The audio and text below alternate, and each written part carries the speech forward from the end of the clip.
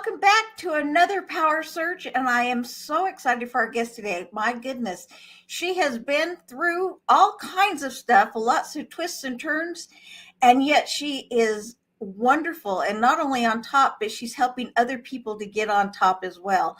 And I want to bring Anna on. And Anna, you're going to have to say your last name because I know I will slaughter it. Hi, Karen. Yes, my name is Anna Megrelishvili. Megrelishvili. You got it.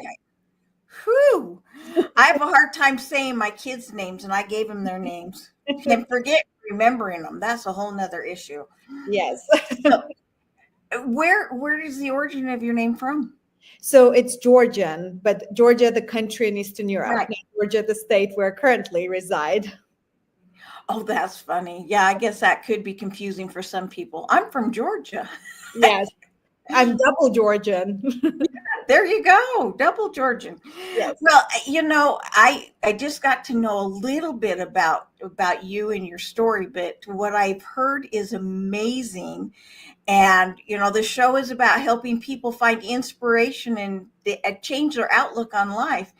And I would love it if you would just start at the beginning and tell us about all these twists and turns and the fabulous things that you're doing. Absolutely. My pleasure.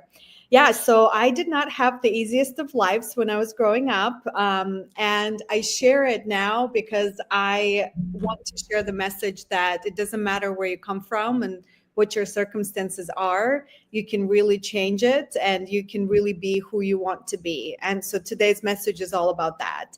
So my story began in Eastern Europe. My family is original from Georgia, the country, but we actually lived in Moscow, Russia for 10 years. So my childhood actually was spent as an immigrant. And if you're familiar with the story and the history, so when I was born in the late 80s, it was still the Soviet Union. And of course, in 91, the Soviet Union collapsed and all the countries became independent again.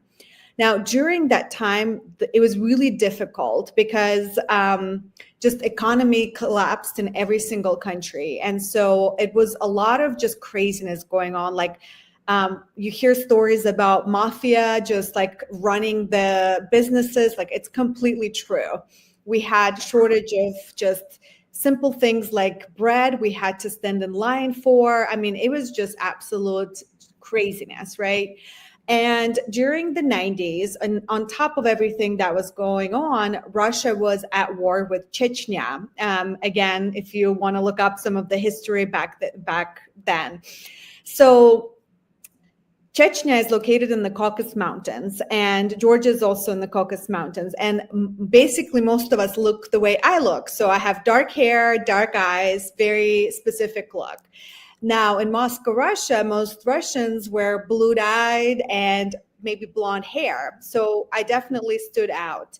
And there was a lot of aggression going on toward people who looked like me because of the war.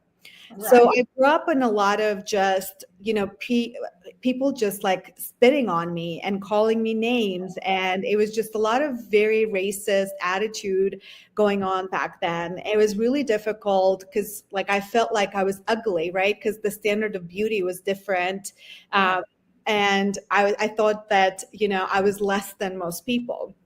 Now, on top of this economical and external factors that were happening all around me, inside of my family, we were at war as well. So my father was a raging alcoholic. So he would just, go on this drinking sprees where he would just abandon us as a family. So I was about 8 years old when my father would just leave like weeks at a time. And my mother was a stay-at-home mom. And I had a younger brother who was just 1.5 years old. And so I just remember at age 8, I had to go outside and collect bottles so that I could take to recycling plant to get a little bit of money and then do it multiple times per day so that I could collect enough to go and buy bread because we were just starving and my mother had to stay with my brother. So as an 8-year-old, I just felt shame and, like hoping that none of my classmates would run into me. I didn't have nice clothes on top of feeling ugly. I mean, it was just like all of it, right?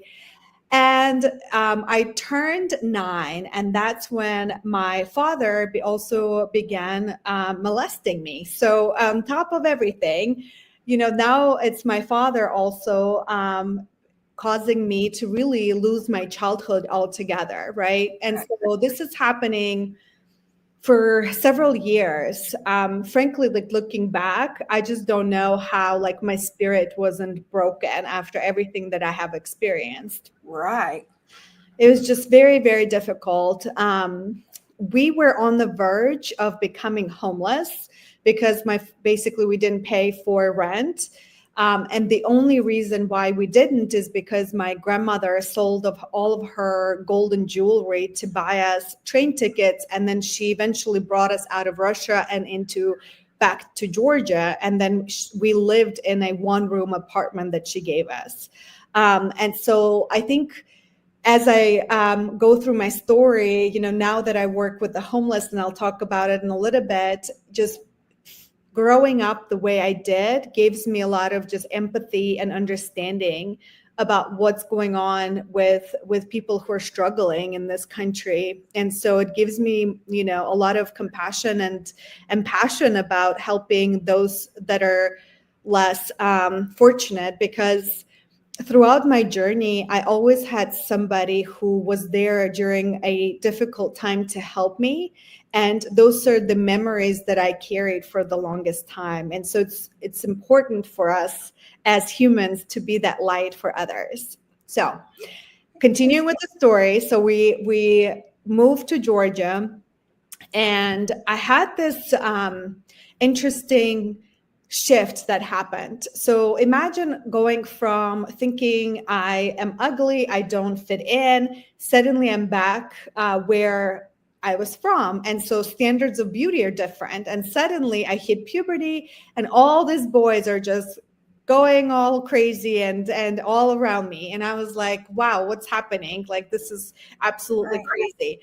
So then my own family, like my grandparents, basically tell me that my future is that I will get married at age 16, and because I'm beautiful, and so that's all I amount for, is to be somebody's wife and mother, right? And so this message keeps basically telling me, like, your worth as a woman is only worthy if you find somebody who is rich. So we were a poor family, so to marry up meant like, oh, I just fulfilled my purpose as a woman. I married somebody who is rich. And so, I'm a teenager, but I'm thinking, okay, so in order for me to get out of poverty, there's only 2 ways: marry up, like they say, or I need to really study, and education is my way out. And so I was like, I'm going to do everything that I can to get out on my own and through education. So I was really dedicated to my studies. I read a lot. Like, it was very, very different than what Georgia is like today. When I was growing up, we still had wife kidnapping going on in our country. So you probably now you have to stop and explain that, because Yes. I know there are people who are not familiar with the history and what that actually entails. Yes. So wife kidnapping, I hope it doesn't happen anymore anywhere. But when I was growing up, it was happening in the Caucasus region. So where Georgia is, and kind of northern Caucasus, and then some countries like Tajikistan, so just some post-Soviet countries. So what that means, in these conservative countries, basically there was expectation that sex is a taboo, so you cannot have it unless you're married. So you have young men with raging hormones, and they know the only way that they could fulfill their passions is through marriage. So they would take to liking a girl. They would learn her patterns. Sometimes the girl didn't even know the man. I mean, in rare circumstances, they were dating, and that they would just arrange it this way so they could be together. But basically what would happen, a man would learn a girl's pattern, like what time she goes to school, what time she comes back from home. At a certain date, he talks to his friends and says, okay, on this day, we're kidnapping her. And so this unaware girl is walking down the street. Next thing you know, a car stops. Four big men get out of the car, shove her in the back seat in the middle between them, and it drives off. And then they typically would go in the direction of remote village, because basically the goal was you should not be found for at least 24 hours. If she spends the night with him, then she's no longer pure. So she's then forced to marry this man, not to put shame on her family. And so this was happening all around me. Like, I was in sixth grade when one of my classmates got kidnapped. So she was 13 when she was kidnapped.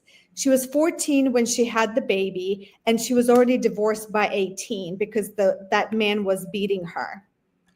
Oh, man. And so this was all around me. So my family, even though my father did all of that to me as a child, he basically was so overprotective that I would not be allowed to be outside of the house basically past 7 p.m. So I was always at home. I wasn't allowed to watch TV. So all I did was study and read. So I became very, very well read, which served me well down the road. So then I was like, okay, how do I get out of this country? And so then I hear about this exchange program that's sponsored by the U.S. State Department. And basically, if you win, you come to the United States for a year, stay with the host family. So I actually started going through the process without telling my family, because I knew they would discourage me from applying. So there were 3 rounds. And after the 3rd round, I was forced to tell my family, because at that point they needed parents to sign forms because I was a minor.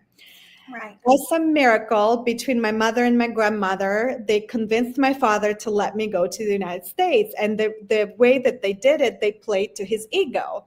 So, hey, you'll have a daughter who went to the United States, and this will be such a prestige for our family. So that was how they played this card. And so then I came to the United States. So I come and I stay with this amazing family. So they were much older. They had older kids. I was their exchange student number 13. So they've done it for a long time. Yeah. That experience was really transformative for me. And here's why. That family was the first time I've ever seen a healthy family.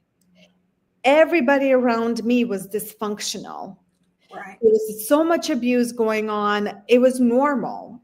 And suddenly I see a family where a woman has equal rights to a man. He listens for her and cares for her. And I was like, this is where I want to be. So I knew I would do anything to come to the United States, because I just wanted to get out of my life, really, just anything that I could do. So by the agreement of the program, I actually had to go back to Georgia. So I go back, and I couldn't come back to the United States for 2 years. So I went to university there, got scholarship. Then I got this amazing career started with the largest nonprofit. So I'm living my life, but in the middle of it, I'm like, how do I get to the United States? Because I just wanted to come. And I knew the only way I could, it was through education. I could not afford to come to start a career here.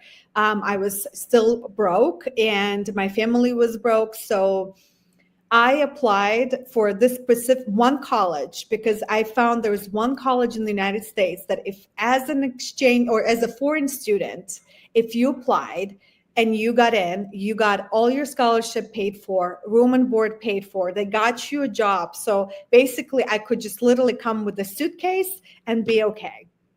And, praise God, I got in. And so I abandoned my life and I came to the United States. And as soon as I came to the United States, I cut ties with my father. I said, no more. I no longer have to communicate with you. And my mother, because I left, was finally had courage to divorce him. So in the middle of it, she finally divorces my father, and that only happened because he literally almost physically killed her during one of Oh the nights. no. It was just horrible. So back then in Georgia, domestic abuse was not considered to be a crime. So a woman really could not do much to, basically, men had no consequences. And Right. so family abuse was not considered to be abuse. So she divorces my father, and then I have this reversal of role that happened between my mom and me, where now I'm playing the role of a protector, provider, mother, and she's in this state of just, I don't know what I'm going to do. And so I'm in the United States. I am working, I am studying, I'm trying to, not just take care of myself, but now I have to take care of my mother and my brother, who was 7 years younger than me. So, I decided wealth acquisition is my number one goal. So I decided I'm going to do business degrees. I'm going to go to sales because that's where you make money. And that was my goal. And so for many, many years, that's what I did. I just climbed that corporate ladder. I became very, very good in sales, corporate sales, made tons of money. And so I had this kind of American dream, right? That I wanted to have a nice condo, a nice car, go on fancy vacations. And so my big goal was to buy a beautiful condo in the middle of Atlanta where I live. And so I fulfilled this dream in March of 2020, a Right. few days before pandemic, right? And then I also decided I'm going to completely renovate my condo and just pour in thousands of dollars because it has to look perfect. So I do that. And so I finally move into that dream that I've been working toward for years and years. A month goes by and I sit on my couch and this thought comes in my head. Well, now what? It's all this dreams and all this, oh, I'm going to be so happy once I achieve this goal, only lasted a month. And I was sitting and I said, this is unsustainable. Like, there has to be more to life. I cannot continue living my life working, saving toward another big purchase, only for it to last a month. And then I'm again disappointed, feeling like something is missing. So that really was a pivot in my mind, like, okay, there has to be more to life and I need to figure it out. So I started going through intensive therapy. So I was like, I need to go through healing. So I started going to hypnotherapy. I'm just going to really heal through my childhood trauma. I'm just going to really shed the past and move toward the future and see what's going on. So as I'm going through that period, October of 2020, suddenly one night I wake up in the middle of the night, and I don't know why that night was so special, but I've never ever prayed in my life before. I was atheist. I was angry with God. I said, if God allowed for all these horrible things to happen to me as a child, I don't want to do anything with God. So completely against religion, faith, everything. But that night, I said a prayer for the first time, and it went something like, God, if you exist, please tell me, what's the purpose of my life? There has to be more. Why do I keep feeling this way? So next thing, this supernatural thing happens. I hear a voice outside of myself, not inside of me, but outside, a voice in my room that says, go to the store, prepare food, feed the hungry. Just that sentence. So of course I freak out. I think, okay, did I dream this?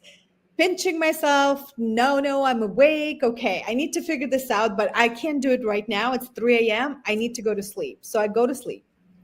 So the next morning I wake up and I think, oh no, something did happen. I do need to follow this. Right. So I call into work and I tell them, I'm sorry, but I can't come in today. I need to take a personal day. So I go to the store, I buy all the supplies, come home, and I prepare sandwiches and fruit and water, and I prepare this 24 bags of lunches. Pack them all, get in my car, and I was like, okay, there are homeless that I've seen downtown Atlanta, so that's where I'm heading. So go downtown Atlanta and start giving these lunches away. Every time I see somebody in the street, stop, offer them lunch, keep going. So was doing it for about an hour. And then I come across a large group of homeless hanging out together. So I park my car and I count them. And then I count the lunches, and I had exact number of lunches left. And I was like, that's kind of weird, but That's okay. a miracle. Yeah.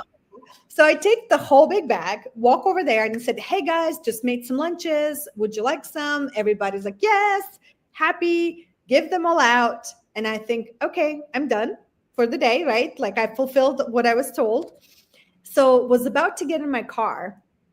And suddenly one of the homeless ladies calls me and she says, honey, come over here. So I walk over and I said, yes, can I help you? Well, she says, I have a gift for you. And I was like, oh, okay. So she has this big bag of all of her belongings in one bag.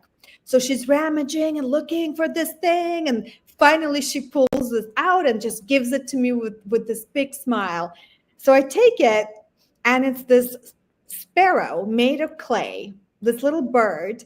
And she hands it to me, and I look at it, and on its chest, it was written, now in God's hands. And I just remember in that moment, I just felt like something struck my heart and I burst into tears. I got in my car and I was just like thinking only one phrase, God is real. God is real. God is real. So I just was like, God is talking to me. I have to figure this out. So I drive home and I order my first Bible from Amazon. So the Bible comes the next day. So I start reading it like cover to cover, and I don't understand half of it. So I was like, okay, I need to figure it out. So then I just Google, like I would Google a restaurant, like best churches in Atlanta. So then pick a church based on reviews and just start going to church. So I kept going for probably almost a year before I was like, okay, now I truly understand what it means to be a follower of Jesus. I'm ready to commit. I understand that my life is not just about me. So I got baptized. Well, here's an interesting thing. And I think God, this is, back to my comment, how God has always placed people to help me along my journey. When I was back in the United States as a student, I got matched with a host family. Right. So as an international student. So my host family ended up being, my host father was a pastor of a Baptist church, and my host mother works for a missions organization. And so they gently tried to introduce me to Jesus for years, and I was not having it. Like and they've been praying for me for over 10 years. Oh, and, wow. Like they were already thought like, she's living her life. Like she's never going to change. Like she just loves her comfort, her, job, her security. And next thing I know, this happens. So when I decided to get baptized, I actually drove back to Kentucky. That's where I went to college and where they live. And so my host father was the one who baptized me. So, isn't that the sweetest how God just arranged for the whole thing? I thought that was just so beautifully crafted. Oh, so, yeah. Very, very emotional for both of us because, we've been, they've been like my family here in the US for over 10 years. And then I realized like there was this invisible wall between us that suddenly fell down after, I accepted Christ. So it was just very, very beautiful. So anyway, so then, things start shifting in me. I realized that my corporate career doesn't give me fulfillment anymore. Like I wanted to do something that would leave this earth a better place. And I just didn't feel like selling whatever I was selling was doing that. But I really didn't know what I wanted to do. And it was kind of scary to think about like quitting my job, but I was already kind of thinking about I need to really take a sabbatical. So I was planning on taking like a few months, maybe from the summer till the end of the year. So that was already in my head. Well, then unexpected thing happens. So it's January 31st, 2022. And I wake up and my phone is blown up, just messages, calls, unknown numbers. Like, I'm like, what is happening? Well, it turns out my family back in Georgia in Eastern Europe is in national news because my 82-year-old grandfather stabbed his own son, my uncle, 30 times in his sleep. So yes, that was my reaction. I was mouth wide open. Oh Yeah. my gosh. Yes. And so, and this is, just culmination of this generational trauma that got passed on. My grandfather was extremely abusive toward his children. And then my uncle grew up. And when my grandfather became old, they switched roles. The abused became abuser, and my uncle started abusing my grandfather. And so at some point, he basically snapped. He could no longer take that abuse. And so he just killed his own son in his sleep. And so, I mean, it was just like, I felt it was surreal. Imagine I'm watching the news. It's the balcony where I've spent so many days, right? It's the knife that my grandfather used to cook with. My grandfather is in handcuffs and they're interviewing. I mean, it was just horrible. And I'm just thinking, like, what life was he living if he chose to take such a sin upon his soul to kill his own son rather than continue living, right? It's just horrible. But that was kind of that final straw where the next day I went into work and I put in my 2-week notice. I said, I gotta do this because tomorrow is not promised. I don't know what's gonna happen. So I have to have no regrets. So I quit my job. For the first time ever, I did not work. So I was like, what do I do? And I realized that my entire life, I only worked for the purpose of money acquisition. I never worked because I enjoyed it. I never knew what is it that I'm passionate about? What is it that I want to do? So it was almost like I started learning myself for the first time. Not having to rush, right? Not having this crazy life that we live in the United States and suddenly having the time freedom. So I thought about it and I said, I'm going to start by healing my past. So I actually went back to Georgia and I decided that I'm going to fall back in love with my culture because I was resentful of it for my entire life. But then I decided you cannot really truly love yourself unless you accept where you come from. So, and that was amazing. And I decided I'm going to travel the world. I actually put my condo up for sale, that beautiful condo I worked for years. I said, Lord, take me anywhere. I'm willing to relocate anywhere in the world, whatever door you opened. Like, I have nothing that holds me. I just want to follow your guidance. So my condo is up for sale. I planned my trips. And so it was really interesting. I was going to go on all these trips by myself, just kind of exploring. But I ended up going to only one trip by myself. And that was to Israel, Palestine, and Jordan. I wanted to visit all the holy places and really grow in my faith. And because all my friends, family members, when they found out I was doing it, this year of sabbatical, suddenly everybody wanted to jump in and travel with me. So I ended up just going on these trips with friends I have not gone on trips with. So it was just really beautiful bonding experience that entire time. So then, my condo has been up for sale, and then it fell through at the closing table 3 times with 3 different buyers. And that was a hot market for sellers in Atlanta. And I had just like a very unique condo in Atlanta. And even my realtor's like, this is really weird. Like the reasons why it falls through. And I was like, okay, this is God telling me I have to come back to Atlanta. Yeah, So you say God's telling you come yeah, home and stay in your condo. yes, exactly. So I was like, okay, I hear you.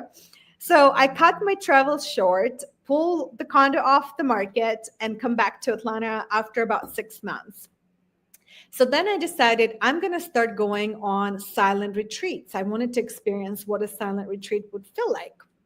So there's this one monastery in Kentucky called Abbey of Gethsemane, and it's beautiful. So I booked a 5-day silent retreat there. So I go. And if you've never experienced a silent retreat, it's basically you don't talk the entire time. Nobody talks. You don't have any cell phone, any communication with the outside world.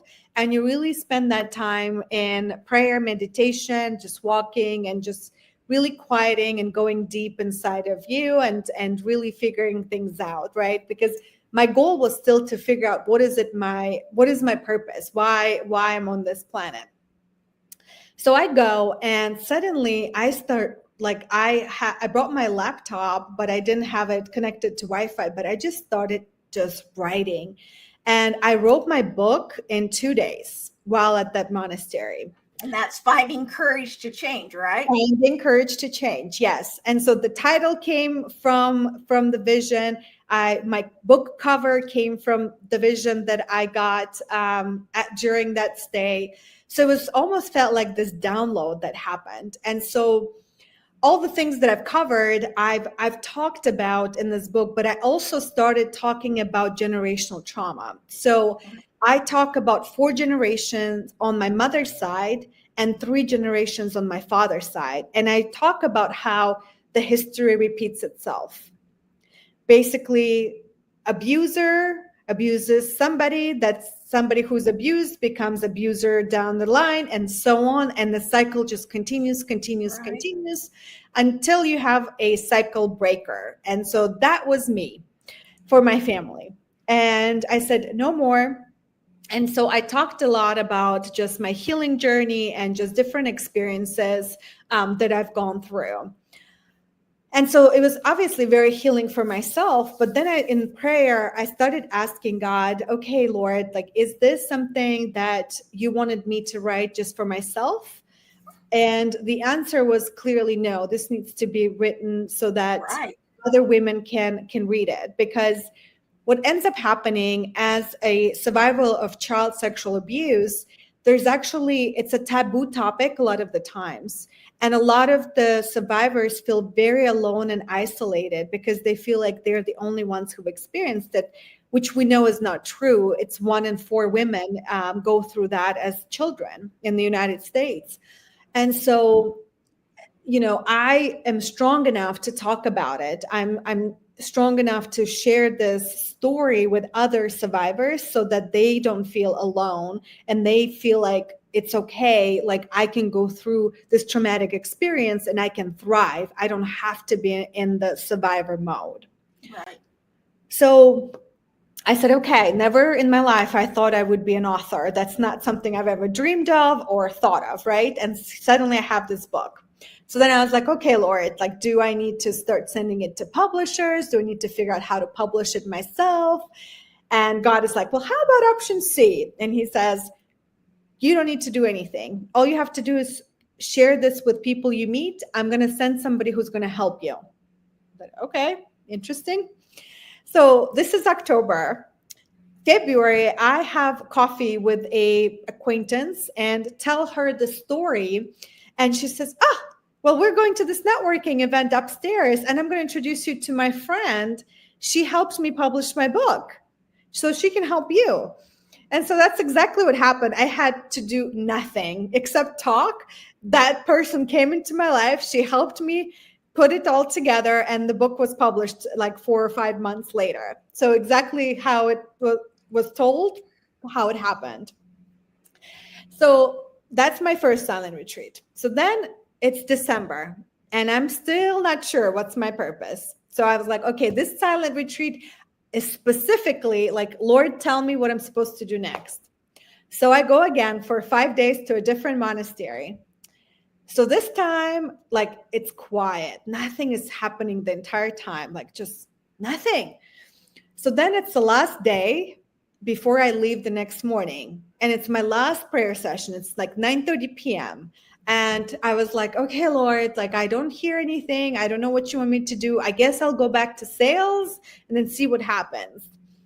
And so next thing I know, there's like this vision I get, and it's this business plan. It's like, this is the program, how to help homeless, how to solve homelessness in this country. This is how to do it. There's like this newspaper articles, like I see myself on stage talking about it. And it's like, I don't know how long it lasted, but it was like overwhelmingly big, right? To the point where I just started sobbing and overwhelmed. I was like, Lord, I can't do this. Like, who am I? Like, I don't have connections. Like, I don't even have a lot of Christian friends. Like, I just became Christian 2 years ago. Like, I don't know how I'm supposed to do this. Like, no, I can't do this. And I was just like, this is so big. Like, how would I do it? But then I started thinking, okay, so if this was a 5-year plan, how would I get there, right? Let's break it down into small actionable items to get to it. So I said, okay, I need to build my Christian circle first. How do I do that? Okay, let's Google Christian meetups, Christian networking organizations in Atlanta. And I really couldn't find something that met consistently. And I was like, I'm going to start my own. So I started Christian Professionals of Atlanta. So literally less than 2 weeks later, everything was official, LLC filed. And so started planning our first event. It was February of 2023 when we had our first event. So then started meeting every month. And so we have this community that just comes together. So the first year we had 500 people who've come through our events. Oh, wow. And so suddenly I went from nobody knows who I am to somebody who's kind of coming to the map of, okay, she's a Christian leader in this city. So some other Christian leaders start talking with me. So, okay, there's something happening, right? So I said, okay, so next step is for us to rebrand. We are good with Atlanta. Let's start thinking about growing and starting new chapters. So when I first started Christian Professionals of Atlanta, I went ahead and purchased Christian Professionals of America name, because in my vision, I only saw kind of the headlines for the US. Right. But then a first request to start a chapter came from Brazil. So I was like, okay, so I guess maybe it's not just America, maybe it's just worldwide. And so that's there for a new name was born, Christian Professionals Network Worldwide. And so the beginning of the year was really all about rebranding. So new name, new logo, website, all of that stuff that needs to happen for you to really start franchising a concept. So it's May of this year, and I never make any decisions until I seek God's guidance. Right. So yet again, I go on my silent retreat. So this time I'm at the silent retreat and I'm like, okay, Lord, like, where should I start the new chapters? Like, guide me, like, what am I supposed to do next? And the message that I get is like, now is not the time for expansion. Now is the time for foundation. And I said, okay, I guess it's not a 5-year plan. I need to start working on it now. So I come with my advisor team and say, okay, we're starting the nonprofit now. So we're pausing the expansion plan. We're starting the nonprofit.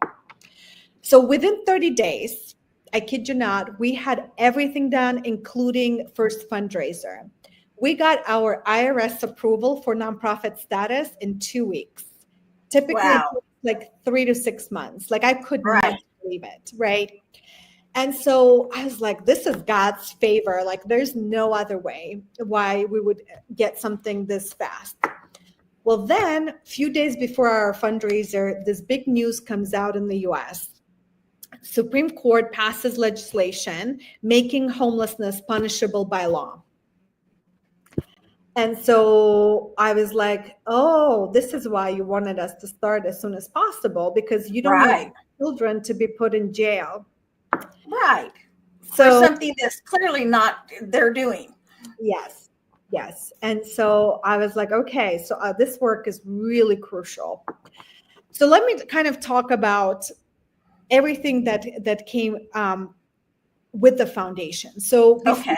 the entire time, right before we started the foundation, I was doing a lot of research. I knew nothing about homelessness in the United States. So I really started ground up. I started volunteering. I started meeting with the homeless. I started meeting with all the different large homeless shelters in Atlanta. And this is what I've learned. Number one reason why people become homeless is what's called relational poverty. That might be a new term for some of you, but basically what it means, you have lack of genuine connections in your life. Right. And this was a aha moment, because when I've spoken to many people thinking and asking them, why do you think people become homeless? Most of the time, the picture that they get in their head is somebody on the side of the street who is either mentally ill or has a drug or alcohol abuse issue, which that's actually what's called chronically homeless. And in Atlanta, it's only about 14% of the overall homelessness. Wow, So that's not very much. no, it's not. So actually, the majority of the homeless is what's called unseen homelessness. It's families and people who live in their cars, extended hotel stays, or at homeless shelters. So you and I would not typically meet them because they're not in the street, but yet they're Right. home. Right. So in Georgia, we have 10,000 homeless, and we've had 10,000 homeless in 2017, and we still have about 10,000 homeless in 2023. So the needle is really not moving. So then I started asking, like, what's happening? Why? So I started looking at how do homeless shelters operate, and majority of them, rightfully so, focus on immediate physical needs of the homeless: safety, Right. shelter, food. Many of them actually focus on also giving them opportunities for jobs. So they do some training, they have some partnerships with corporations, and they really try to get them back on their feet with the job. But the Right. problem is that they're still in that low income kind of paycheck to paycheck lifestyle. And so what ends up happening, the recidivism rate is pretty high. It could be between 30 to 70% of people who get out of homelessness within 5 years will return to homelessness. So what happens in this country, we have 34 million Americans right now living on poverty line, meaning paycheck to paycheck. And so, something unexpected can always happen. Car breaks down, health issue, you lose your job unexpectedly. They have no savings. And so what typically determines who will become homeless and who does not is whether they have family, friends, faith community around them to help them in that hard time. If they don't have anybody, they become homeless. They don't have any other option. Right. And so these are people who just had really difficult circumstance that has caused them to experience that. So then I said, okay, 30 to 70% is pretty high. And this is because the relational poverty piece is not fixed. It's fixing physical needs, but not that piece that's causing the homelessness. And then I come across this particular homeless shelter that has only 10% recidivism. And I say, well, what's different? Why is it so much better than the others? Well, the difference was that the structure of it was more as a community. So it was a campus that provided childcare, and there was church, and there was this, just different groups and medical facilities. So everything was really community oriented. And so that resulted in a much higher success rate for people who get out to never return. So then it all made sense why this business plan of having mentorship program just makes sense. Right. And so think of like Big Brothers, Big Sisters of America. That's a very well-known mentorship program in our country, but it's specifically for youth. Right. They have a very high percentage of success rate of people getting out of poverty if they go through this mentorship program. So we already know mentorship programs work to get out of poverty. So why not apply the same concept to the homelessness? So this is our goal, is to basically find as close to 10,000 mentors as we can to Uh-huh. with every single homeless person who wants a mentor in this city. Because what we believe, once they go through the program, in addition to all the resources that the homeless shelter provides, they can really thrive and they don't return. So our goal is to have that 10% or less recidivism as they go through our program. Most of them don't have even one emergency contact. Our goal is for them, by the time they're done, for them to have 3 emergency contacts. So it's one-on-one mentorship. We really encourage them to join a faith community, because faith community really supports you as you go through a hard time. Right. And then also, once they get a job, we give them membership in our networking organization so that they can now start coming in and meeting other professionals and have more job opportunities within our network as well. So our first cohort is actually launching in January with Nicholas House, which is a homeless shelter here in Atlanta. And we're already pretty much outgrowing their need. So we're already partnering with the second homeless shelter here in Atlanta.